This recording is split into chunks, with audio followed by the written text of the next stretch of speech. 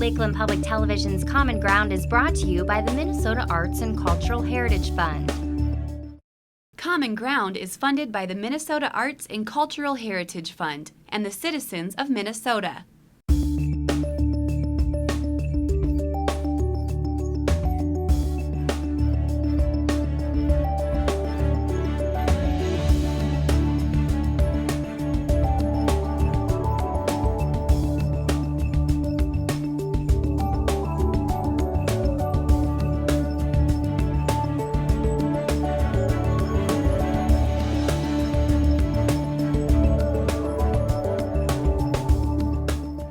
Hi, I'm Rachel Johnson.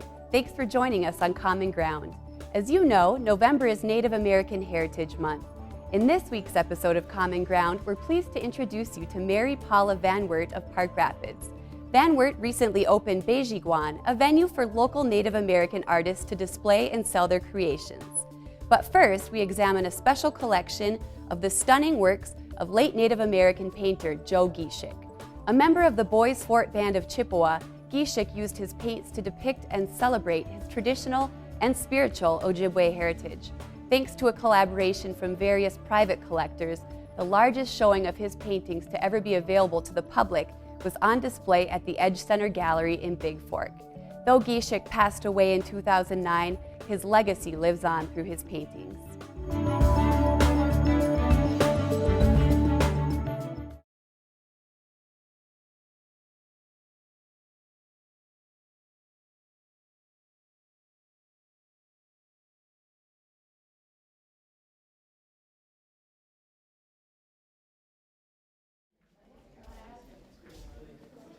My name is Karen Furlack. I'm the gallery chair at the Edge Center, and I was the director of the Joseph Geshick exhibit.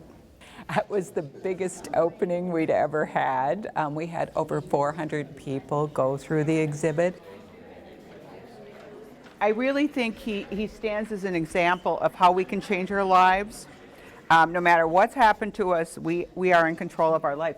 And this shows Joe's evolution. The one thing about Joe's work that I find amazing, at first when you look at it, it looks so simplistic in nature. But then when you sit and really look at it, you see all of the colored lines. You see the tree, the turtle shells, the blueberries. There's a story within each one of these paintings, but the colors are wonderfully symbolic of all of his spiritual feelings and keep us all very grounded, I think. So I went back there to just see the painting and see what was going on, and that's when I met Joe. And every time we went out there, I made it a point to talk to him a little bit, and we got to know each other a little bit more. And in 1974, when I was leaving one evening, he gave me this painting, which has hung on my wall ever since, and as you can imagine, I really treasure it. This was when he was in his landscape, seascape, portraits, still life time of painting, and Karen will explain to you a portrait out on the wall there before that fit that time also. So from 95 to 2001, whenever I was in the cities, I would go over there and subsequently met his brothers and his fiancée Leanne, who is a weaver and a fabric artist, and I would bring him gifts that I thought he would like from our conversations, and had talks with him and just respected him so much. And in return, he taught me through conversation and a couple of books and some spiritual experiences about Lakota and Ojibwe spiritual traditions, and also gave me several of his prints, which are now hanging on all my walls in my house, which is nice. I just want to say that it's been 6 years, and thanks to Karen and Kathy and Carlin and all the others who work at the gallery here, a dream has come true, and you can now go see his paintings and hear from Karen some of the background on some of those. This is the first painting I ever personally saw of Joe's. And I said, it's very unusual, but it was very calming to me when I saw it. So although after seeing all 24 that were in the gallery, I fell in love with about half of them, but I think the signature piece, Feeding the Spirit, is probably my favorite. There wasn't a lot of written words about a lot of these paintings. There are people that, like most paintings, you know, you can look at them and we can tell you about them, but it's more about your own personal experience when you look at them.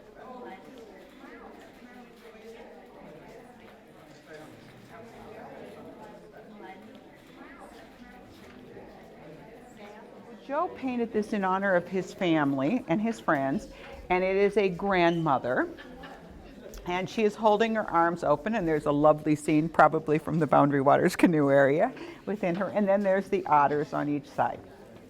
And then she has her connection to the Creator. And you'll notice throughout the gallery there are a few black and whites. These are Joe's original drawings in preparation for his paintings. There were numerous ones, but we wanted to take a few and display them.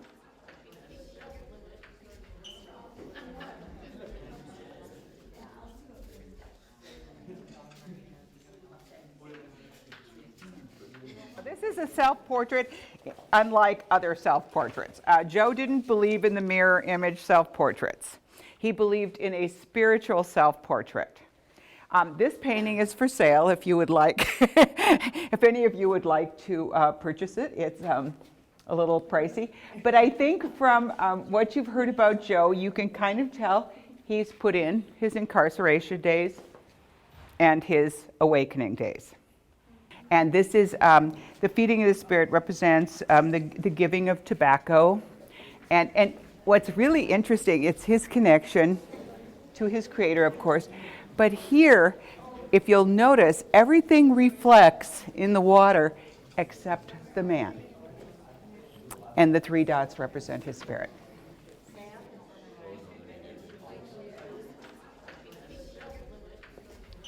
This is the old man's prayer. It's a wonderful representation of an old man praying, holding an eagle feather, which represents the calling for the return of the old spiritual ways. He's praying for a return to that. And once again, the circle is the Creator, and he's burning sage and cedar and tobacco.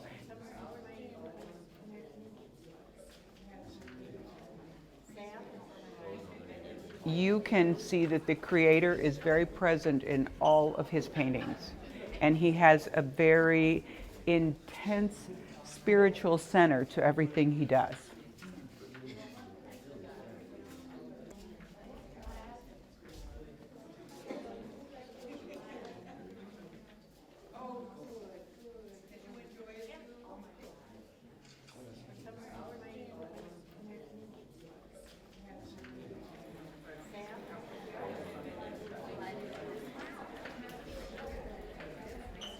These 3 are a particular technique, and that's why they're hung together.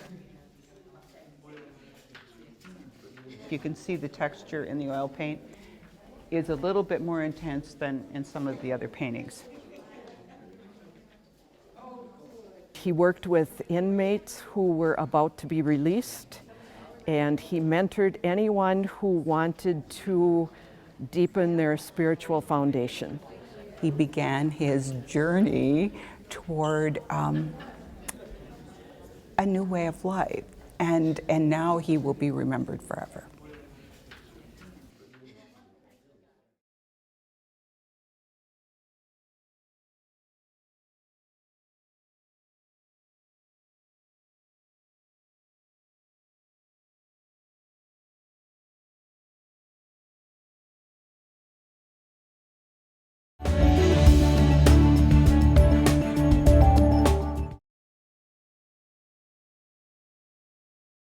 Good morning, everyone. I'd like to welcome you to Park Rapids, Minnesota, home of Bezhiigwan, our Native American art gallery. My name is Mary Paula Van Wert. If you'd like to come inside with me, I'd like to show you around. Well, here we are inside, and as you'll notice that we have a wide variety of a number of things. We try to collect art from all over the world. We're not just exclusively Ojibwe. We like the commingling of cultures and resources. And this area is rich with Finnish tradition, Polish tradition, Irish, along with the Ojibwe, but the Ojibwe has just never been explored as thoroughly as we feel that it could be. So we're really trying to bring a lot of items in from old and new so that people can get an idea of the true Ojibwe spirit that we so enjoy at our household. Most of our products from the Native people come from White Earth Reservation, Red Lake, or Leech Lake. We try to spend at least 2/3 of our profit that we make here on a program for local children to have summertime employment. This is one of the stones, and I carry a number of things from the stone family. Here is Tim Stone's work. This is a Merle Stone cradle board. Here's another stone piece of art. This is Merle Stone's. This is a hand drum. The beadwork on the baseball caps comes from Red Lake, but this basket is a couple hundred years old and it's from Africa. We have earring collection from the 1940s. We're gifted with a cache of things from the 1940s. So if some of the stuff doesn't look as ornate as present, it's because they only had so many resources. This is an artist of ours, Pat Pope. He's a non-native. This is peyote stitch. And Patrick says a prayer for each bead on here. And he's a wonderful, wonderful man. We just love Pat. These are a size 8 bead, which goes a little bit faster. This is size 11, which is the second to the smallest size bead that people use these days. Hundreds and hundreds of hours go into these. We also do Regalia Rescue. There's something about regalia going into a pawn shop that really doesn't work for me. So we try to go in and rescue things, and the things we rescue first are not necessarily geared towards their beauty, but their uniqueness. And if you go up throughout the building here, you'll notice that each one of the jingles is different, and that's what I concentrated on, was trying to find things that were unique and not always just the same. Here's another jingle dress. Now the jingle dresses are for sale here, but I predominantly hang on to them because of their factor that it's hard to find the unique jingles. I prefer that once they've been done dancing that they get framed, and I use the Wakanabo boys out of Cass Lake, and they are phenomenal, and their price you can't beat. Here's another jingle dress, and I love the story of what I feel this dress is, because this woman had to have just been an avid dancer because she's missing lots of jingles. And it didn't bother me that the jingles were missing. This told me a story of a really, number one, an excellent seamstress, because I've looked at this and I'm a seamstress also. And this is probably one of the better constructed dresses I've ever seen. There's not a fray in it anywhere, but you can tell that someone vigorously, cheerfully danced for her health and the health of her village. And I just find this to be a beautiful example of once you're done dancing, you can still be art. We carry the size 13 seed beads, which are hard to find these days. And I'm doing my best to keep the itty bitty bead alive and get it interesting to the young people that have good eyes, because us old gals don't do quite as well with them. And I have a collection of them back there. And then in here is some of the older velvet hair bows from years back. And I don't know exactly, and I hope somebody corrects me if I'm wrong, but I believe these are from the Red Lake area. And then the little teepees back there, those beadwork earrings, that's Clarissa Lusher, and she's from Red Lake. Our wild rice, we proudly sell the Desjardins wild rice from Red Lake. I believe his wild rice is some of the best that I sell here. It opens very quickly. It has a very aromatic quality to it, and he does such a good job of parching it. He parches it really, really slow. Jack does an excellent job, and his family has been into hundreds of years of cultivating the hominy corn and hundreds of years of concentrating on the rice, the art of the wild rice. And I really, really enjoy supporting Jack in his efforts. This room in here is a little shrine to my parents. This is my father, Dr. Katowski. He was a PhD dentist in White Earth when we were kids. my beautiful mother, my grandmother, my great-grandparents. My dad always wanted to have a world record fish. So he looked up that the only world record he could probably beat was the bullhead. So here on Big Toad Lake in Minnesota, he got an 8-pound black bullhead. There's his world record. This is my dad just prior to his death. Here's him in his natural environment, which was dentistry, which happened in the middle of the night. During the day, it didn't matter. My father was very, very interested in Ducks Unlimited and sponsored them very seriously.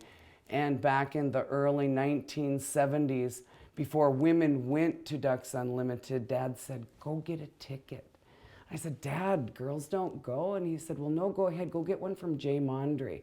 He's the district attorney right now. Throw that women's liber stuff around about you can't keep us out anymore. So I had to go to the district attorney to get my ticket, but I was the first girl in the area in the early 1970s to go. And this is kind of a commemoration to Ducks Unlimited and how they enriched my dad's and my life. And up there, those are hair ties. And we're trying to explain to people that hair ties don't have to be your most expensive part of your regalia any longer, and that they can be mixed fur. There are some white fox there, there's beaver there, there's a little bit of beaver and white fox, and then we've got a spare pair of braids to try other different combinations. But we can cut up a fur and design your hair tie while you're here. You wait 2 days, come back and pick it up, and I have it done. I have a passion for fur sewing. If you see anything in this video that has feathers on it that look like they're real eagle feathers, they're not. We have some really good artists that can replicate, but we try to keep in compliance with the rules and regulation. If we have something on display here that is of value, such as that, cultural value, it belongs to my husband, so there's no confusion. This is our security device. This is Gordon's Thou Shalt Not Shoplift from Mama. This is Gordon's Beaver Hope. She was in a art show down in Bemidji. She was located at the government center, and there's a long story that goes with her, but the end of the story is even with your broken heart, and even if you shed tears, if you keep going forward, there's always a glimmer of hope to follow you. His original project kind of went sideways because of a protest that was going on. And in his reference to a protest, he didn't want to do just the black bags everyone were doing. He took it to the artist level of, well, what would a tag artist do? Well, when he didn't like what was going on, he'd blacken it and he'd put his own mark, and that was what Gordon was representing in this. He doesn't typically do painting, but it's kind of fun. My name is Gordon Van Wert. I'm a member of the Red Lake Band of Chippewa Indians. I love to make stone sculpture, that's what I do, and this is my wife's store, Bezhiigwan, the #1 place to get this stuff. And I'd like you to come and see what I do. This is my gallery that's part of the Bezhiigwan. It's the Van Wert Galleria, and I do pretty much exclusively stone sculpting. This particular piece here is one of my standing turtles, and they all have a story to tell. The turtle is the person or animal who brought us from the other world to this world. That's why I use the turtle so much in a lot of my carvings. And as a matter of fact, the North American continent is called Turtle Island. And if you look at it, the St. Lawrence Seaway is 1 foot. The head is up towards Hudson Bay. The Florida Peninsula is a foot in the Baja Peninsula, and then the tail is Mexico and Central America, and they call it Turtle Island. So if you talk to any native who has any type of history with their people, they'll be able to tell you the same. We all refer to it as the Turtle Island, particularly the woodland Indians. This one here is telling the year of the wild rice. This is the sun and the water make the rice, and the rice is growing in the water. These are the harvest dance. We used to do a dance before we'd harvest. This is our wigwam, which would be our rice camp. The canoe is used to be in the water to harvest the rice. And the women would bundle the rice in big bundles because it was easier to harvest. The fire represents the parching of the rice. And this is the wind and the winnowing with the husks and the hulls that get blown away. And then they store the rice for the winter, and then it goes back to the water and to the sun and starts its yearly cycle again. And that's the story this guy has to say. I usually try to put the story on the turtle's back. Sometimes the story will be in the turtle's hands. I've had them holding baby eagles and baby turtles and all different types of things, but that's how I'm able to tell the stories. A lot of my pieces have stories with them. This one here is alabaster, and it's called Buffalo Dreamer. If you can see the buffalo in his hair. And on the back side be his hair ornament. It'll be like a medallion, but this one I carved a buffalo skull in because it's a sacred thing, particularly to the Plains natives. These are alabasters from Utah. That's a marble from Vermont. It's blue marble. So I carve all different types of stone. I prefer alabaster because it's so beautiful. It comes in so many colors, and it's pretty soft, but it'll take a really good polish. And I also like to use it when I teach. You can start seeing progress almost immediately. This was a piece I did for a show in Bemidji called The Art from Within. The art had to do with someone who had been in prison or in jail or had jail time, court time. And this is called Prisoner in My Own Country. And the grass here that he's hiding in kind of symbolizes the bars. And then on the back is what he's hiding from. If you notice on the back, it's the cavalry insignia. That was the insignia the soldiers used to wear on their little cap, them kepi hats they were called, kepi caps. So some of my stuff is kind of political. You know, I used to be a real staunch member of the American Indian movement, so I got involved in some of that. So a little bit of my my art might have a little bit political nature to it, but mostly I try to show how art can be healing, because a lot of these pieces I do with the inlay like this is like an inner radiance or our inner strength. Our guardian angel is there. We all have it in us, and that's what these represent. Although it might look like a moon or a sun or whatever, it's still the radiance of your inner strength, what helps you heal yourself. The native way of healing, a lot of it was psychological, because when they would have the smoke and the feathers and the tobacco and things like that, and you really believed that was going to help you with the healing, you could actually help heal yourself, because your mind is so incredibly strong. And it's a proven fact. They still do it today. You know, in psychiatry and everything, they teach you how to use your mind to heal yourself. And you can do it physically also, not just emotionally. Yeah, this piece here, it's an alabaster from Colorado. This one is actually called a healing dancer. The women jingle dress dancers of the Ojibwe nations were always used as healing, the sound of the jingles. But this one I couldn't put the jingles on because I just couldn't carve that many jingles. But she's still a healing dancer. And this is all one piece of stone. Even though it looks like it's two stones, or this looks different, it's all one piece. But this one I actually inlaid a piece of pipe stone, and this is a stone from Africa called Wonder Stone. So like I say, I get stones from all over the world. I try to incorporate some of the colors, like the color of the pipe stone, and then this darker stone here had to stand by itself because it represents the eagle feather and the power of the eagle feather.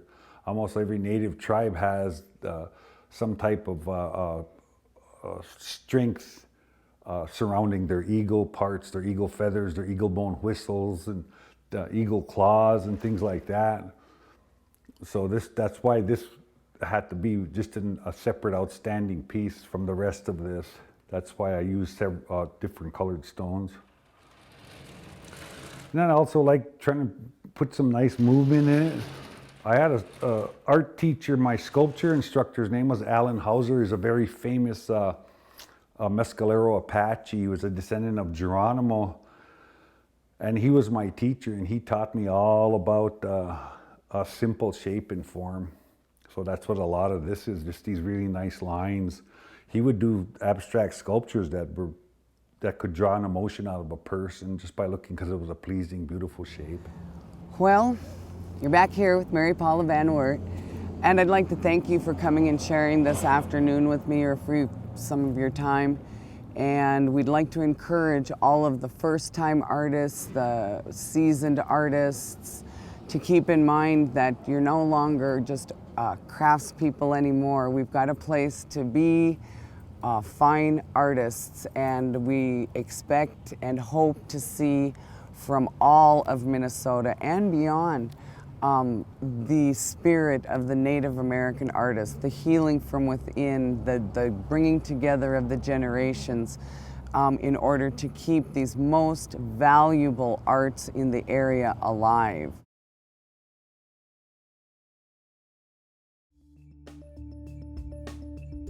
We hope you enjoyed this week's episode of Common Ground. Thanks for joining us, and we'll see you next week. If you have a segment idea for Common Ground pertaining to North Central Minnesota, contact us at legacy@lptv.org or call us at 218-333-3022. To view this episode or any Common Ground segment, visit us at lptv.org.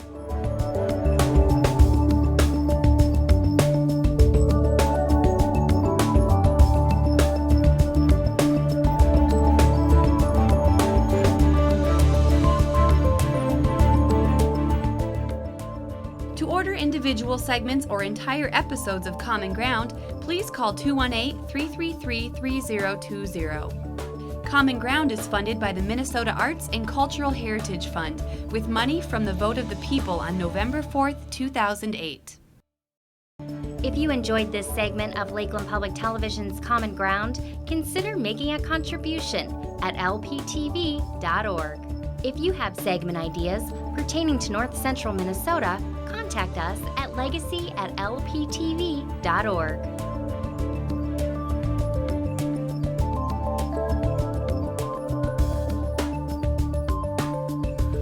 Common Ground is funded by the Minnesota Arts and Cultural Heritage Fund by the vote of the people on November 4th, 2008.